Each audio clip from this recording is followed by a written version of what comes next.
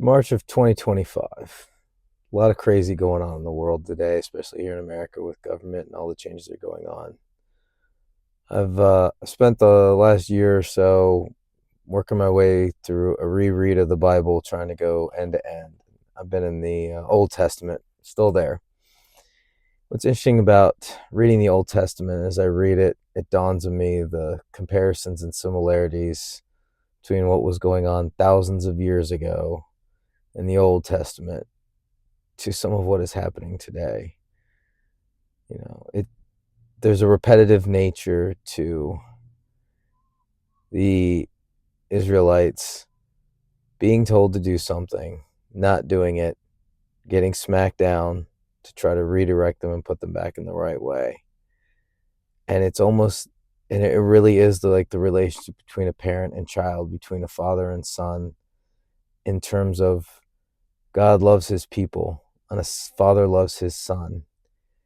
But he also recognizes when his son is doing wrong that corrective action is necessary, and that the corrective action should be just and fair, but is necessary. And he still loves his son nonetheless, and is doing it because he wants his son to succeed and be better, but recognizes that his son doesn't see it and needs the corrective action, whatever form that may take. And then I think about the parallels and the similarities to what we're going through as a nation here in America.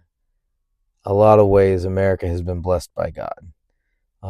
There is no way this country becomes what it has become in 250 years without the divine hand and providence of God blessing this country.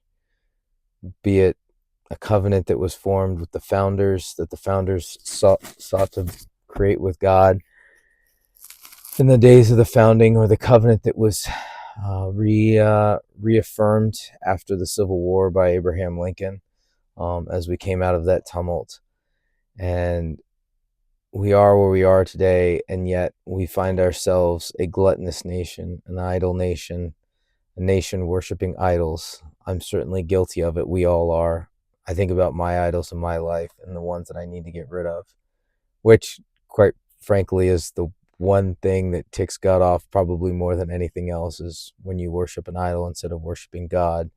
We all have our idols in life. America has become gluttonous in nature and needs corrective action. And I look back to, the books that I was just recently finishing up were talking through the times of the Israelites exiled to Babylon under Nebuchadnezzar. Nebuchadnezzar was an instrument of God. He was put there specifically to put a corrective action upon Israel. Now, that doesn't mean Nebuchadnezzar was a good guy or a good leader, and Nebuchadnezzar and Babylon were eventually destroyed by somebody else who were the instrument of God. So we look at our leaders who we don't like, who are doing things that we don't agree with, who are doing things the way we don't want, that are doing things that are hurting us and causing tumult in our life. But are they not also the instrument of God, in that God has to, and rightfully so, provide corrective action for his children? And if we are all children of God, then he loves us, but he knows that we need to be corrected from time to time. And so from time to time, a leader is put in place that may have to put corrective action upon us that is going to hurt. And there will be time of tumult, gnashing of teeth and wailing and tearing of the clothes, as they would say in the Old Testament.